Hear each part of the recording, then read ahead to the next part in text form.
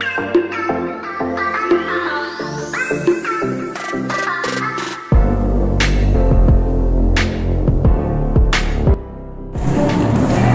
warahmatullahi wabarakatuh. Kami dari kelompok 1 akan menjelaskan proyek ilmu botani kami tentang kebun dan pekarangan rumah sebagai sumber tanaman obat dan kesehatan. Sebelum masuk pada penjelasan, izinkan saya untuk memperkenalkan nama dan rekan-rekan saya. Nama saya ini Ismail Jafar, dan ada rekan-rekan saya. Saya Dika Kartika. Saya Yaidul Laude. Saya Wilinda Adatau. Saya Mintari. Baik, itulah perkenalan dari rekan-rekan saya kelompok 1. Untuk selanjutnya kita masuk pada penjelasan tentang proyek etno botani ini yang berjudul tema kami yaitu kebun dan pekarangan rumah sebagai sumber tanaman obat dan kesehatan. Di sini saya akan menjelaskan terlebih dahulu tentang proyek etno botani kami, yang dimana kami melakukan observasi di Kelurahan Bulalowo Timur, Kecamatan Kota Tengah, Kota Gorontalo pada waktu 25 November 2020. Nah, di tempat ini kami di lokasi Bulalowo Timur, di sana kami melakukan observasi di setiap rumah, dan kami menemukan 3 jenis tanaman. Yang pertama jenis tanaman hias, yang kedua tanaman pagar, dan ketiga tanaman rimpang. Untuk pembahasan lebih lanjut saya serahkan kepada rekan-rekan saya. Baiklah, berikut ini adalah macam-macam tanaman hias yang kami temukan saat observasi. Ya, sebelum kita masuk ke macam-macam tanaman hias, kita harus mengetahui dulu pengertian bunga. Menurut Hakim 2015, bunga adalah organ reproduksi tumbuhan yang banyak dimanfaatkan sebagai bahan obat. Bunga itu memiliki bahan-bahan utama, yaitu perhiasan bunga atau periantum yang terdiri dari sepal atau daun kelopak, petal atau daun mahkota, dan perugonium atau tenda.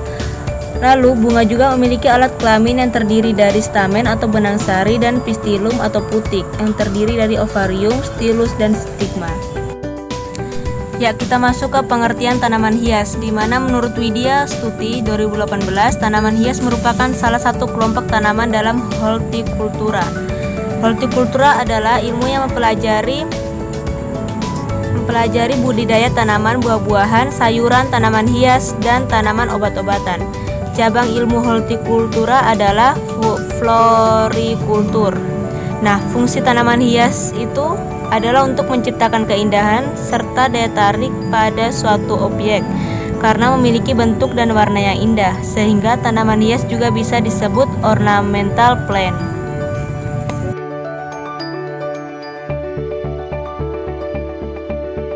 Pertama itu yang kami temukan adalah kaktus atau Echinopsis irisi, di mana kaktus itu berfungsi untuk menghiasi pekarangan rumah atau taman. Tanaman kaktus itu memiliki aneka ragam warna dan bentuk yang menghasilkan keindahan dan keunikannya tersendiri. Biasanya kaktus itu berukuran kecil yang bisa ditaruh di pot dan mudah dipindah-pindahkan. Selanjutnya lidah mertua. Lidah mertua itu dapat menyerap karbon atau udara kotor yang ada di lingkungan kita. Menurut Widya Stuti 2018, lidah mertua itu merupakan tanaman perennial yang berdiri tegak, memproduksi preneglycoside sebagai bahan aktif untuk mereduksi polutan yang diserapnya menjadi asam organik, gula, dan senyawa amino. Lalu ada tanaman asoka, lidah buaya, dan mawar. Ya, ketiga tanaman ini bermanfaat bagi kesehatan, seperti yang dikatakan oleh Hakim 2015 bahwa air rebusan tanaman ini berguna untuk mengatasi disentri organik dan wasir. Selain itu, untuk melancarkan haid tidak teratur, untuk mengobati kram pada betis dan mengobati luka memar, serta untuk mengatasi tekanan darah tinggi. Selanjutnya bunga tasbih yang berguna untuk penyakit keseleo, radang kulit, sakit kuning, keputihan, dan menghentikan pendarahan. Cara pemanfaatannya yaitu akar atau rimpang segar dihaluskan lalu ditempelkan pada bagian yang sakit. Selanjutnya ada monstera atau sirih gading yang bermanfaat untuk kesehatan dan menyerap karbon atau udara kotor yang ada di lingkungan sekitar, serta menenangkan kondisi psikologis.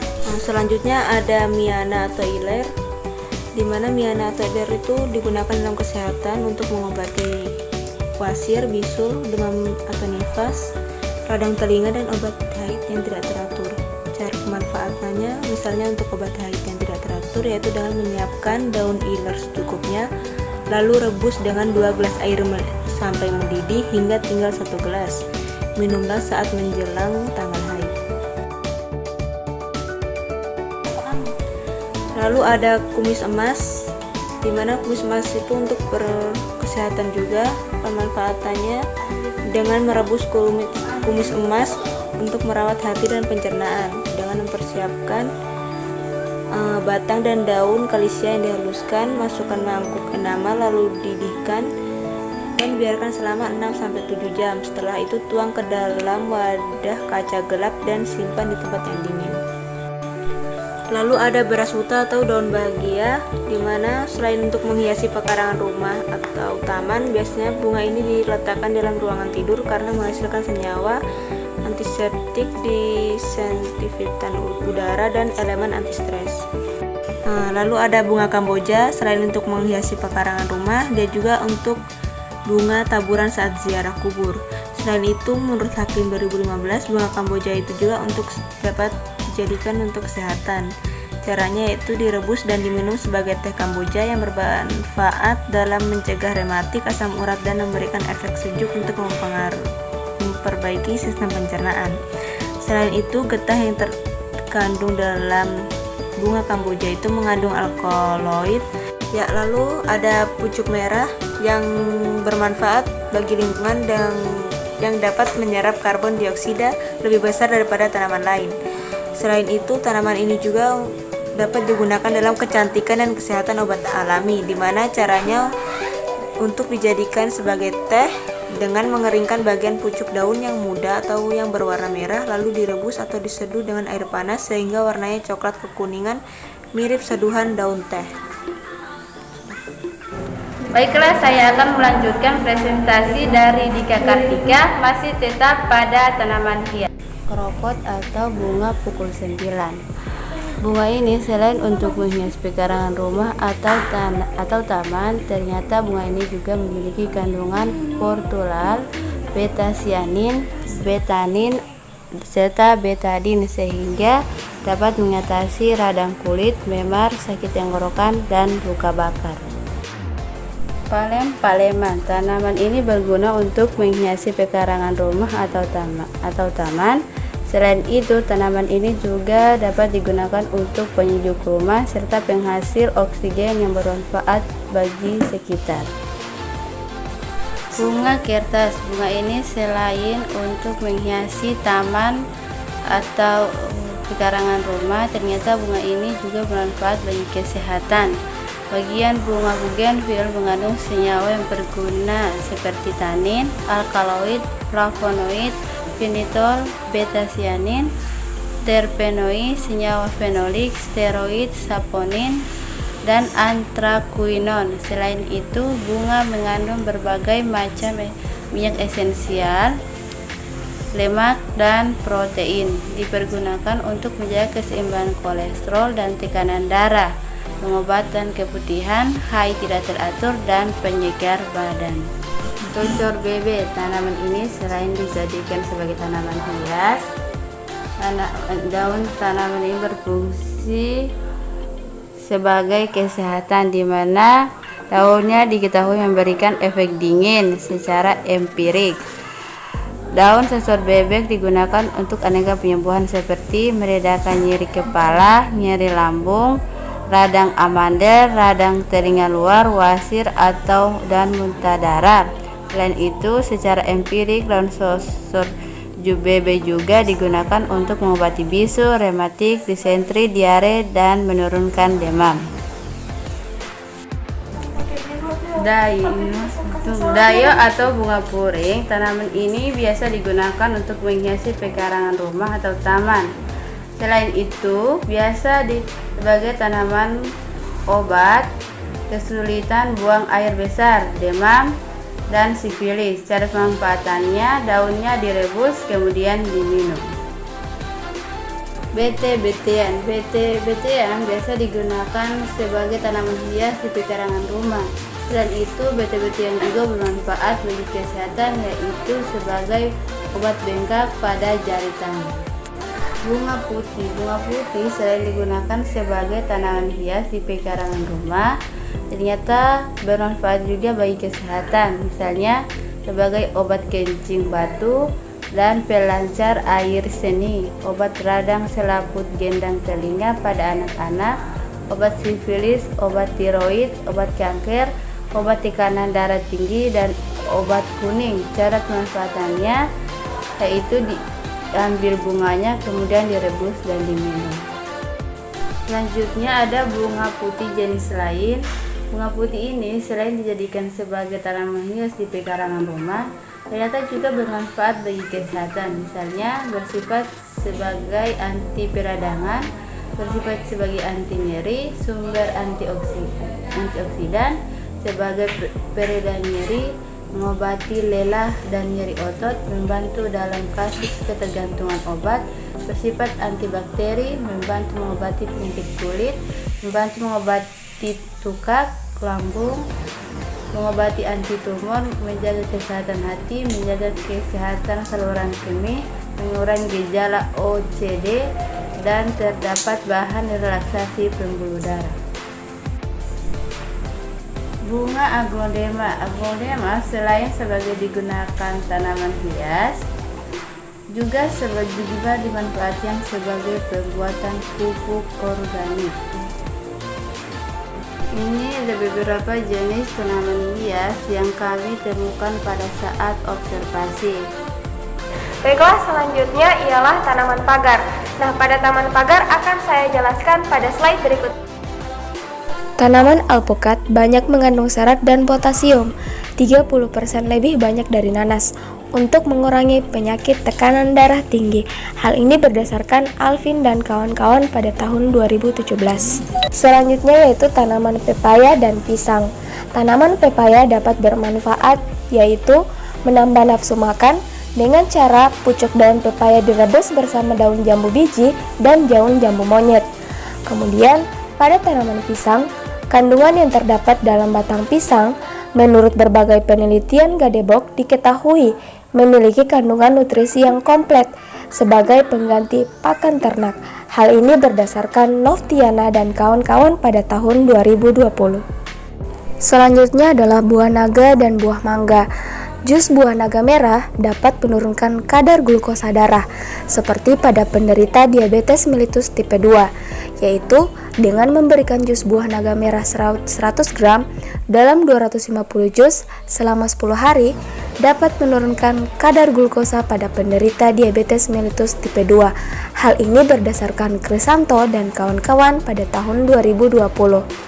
Selain itu, pada tanaman mangga juga memiliki kandungan berbagai macam zat gizi yang bermanfaat bagi kesehatan, seperti sejumlah vitamin yang salah satu adalah vitamin C, dan berkhasiat sebagai antioksidan untuk meningkatkan daya tahan tubuh. Hal ini berdasarkan Handayani dan kawan-kawan pada tahun 2020. Terakhir ada tanaman pinang dan juga tanaman sirsak, di mana tanaman pinang memiliki aktivitas sebagai antifungi, yaitu fungi Candida albicans dan juga Aspergillus fulvus. Hal ini berdasarkan Silalahi pada tahun 2020. Kemudian tanaman sirsak, di mana buahnya juga dapat membantu dalam menjaga kadar glukosa yang sehat dalam tubuh kita. Penduduk sering menggunakan untuk meredakan gejala beberapa penyakit, termasuk demam dan radang sendi. Hal ini menurut Elidar pada tahun 2017.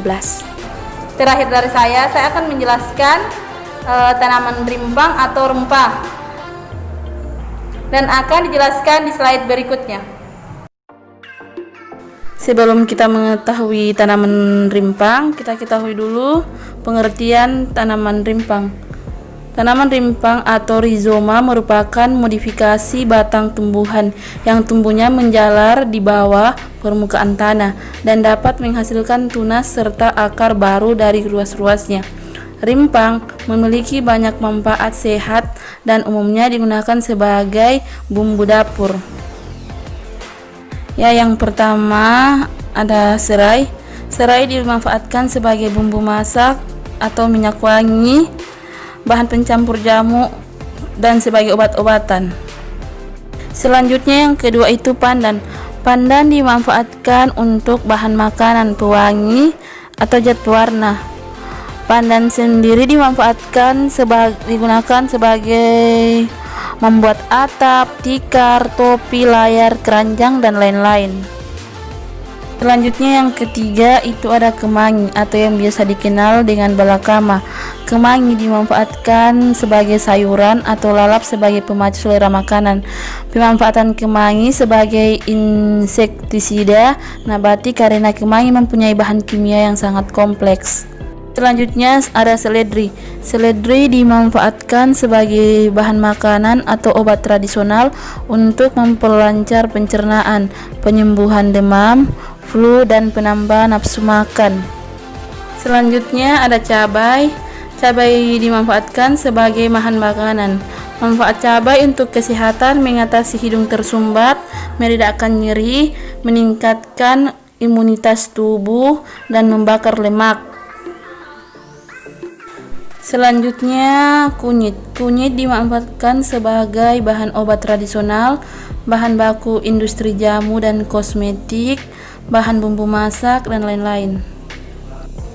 Ya, di sini ada daun jeruk. Daun jeruk dimanfaatkan sebagai bumbu dapur. Daun jeruk biasanya ditambahkan ke dalam masakan sebagai bumbu pelengkap. Daun jeruk mempunyai aroma khas agar makanan lebih enak. Selanjutnya ada singkong. Singkong dimanfaatkan sebagai bahan makanan atau biasa sebagai pengganti nasi.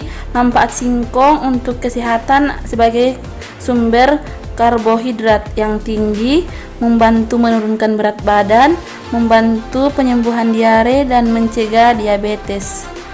Selanjutnya ada terong. Terong dimanfaatkan sebagai bahan sayuran.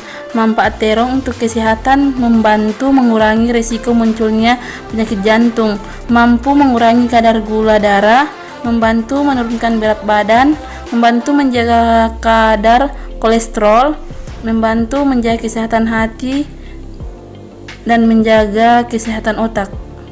Berdasarkan hasil observasi, dapat disimpulkan bahwa tumbuhan yang tumbuh di pekarangan rumah yang ada di Kelurahan Dulawo Timur, Kecamatan Kota Tengah, tanaman hias yang dimanfaatkan sebagai tanaman hias dan juga tanaman obat.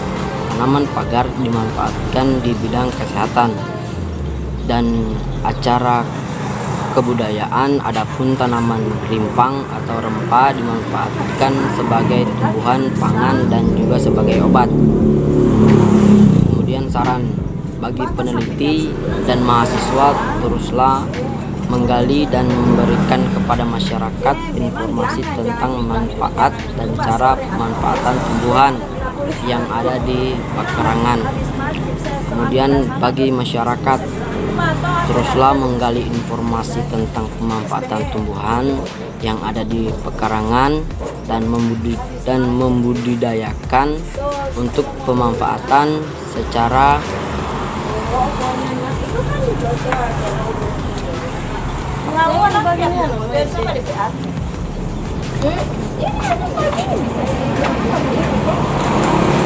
berkelanjutan. Terima kasih. Itulah kesimpulan yang saya bisa berikan, dan saya akhiri. Wabillahi taufik walhidayah. Assalamualaikum warahmatullahi wabarakatuh. Baik, itulah penjelasan dari kelompok 1 tentang proyek etnobotani dengan tema kebun dan pekarangan rumah sebagai sumber tanaman obat dan kesehatan. Sebelum mengakhiri presentasi kami, di sini saya mempunyai kata-kata motivasi yang dimana cinta itu seperti tanaman, perlu waktu untuk tumbuh. Tapi begitu kita berhenti merawatnya, perlahan-lahan dia akan kering dan mati. Terima kasih, itulah penjelasan singkat dari kelompok kami, kelompok 1. Lebih kurangnya kami mohon maaf. Terima kasih. Wassalamualaikum warahmatullahi wabarakatuh. Jangan lupa subscribe, komen, like, and share. Terima kasih.